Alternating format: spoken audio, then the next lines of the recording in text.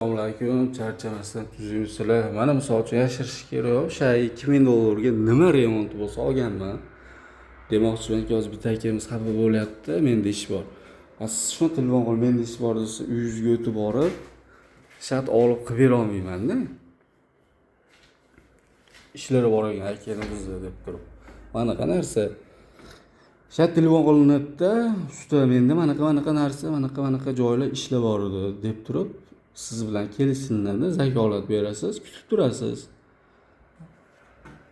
Mana shart telefon qilib menda usta ish bor edi desangiz, aka uzr desam, kelib ekansizlar, bir bor gaplarni kerak yo'q. Mana misol uchun buni $2000 ga olgan bo'lsam, siz $4000 menigini qilib ber deganingiz, siznikini o'tib qilib bera olmayman. Sababi lavz qilib olganman-da bu joyni ham. Bu inson ham kutgan. Shunaqa gaplar. Menda xafa bo'lmanglar. Xudo xolasa bitganni ham qo'yib o'tib ketaman.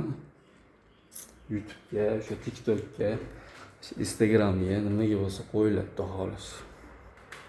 Charchamanglar, mendan xafa bo'lmanglar.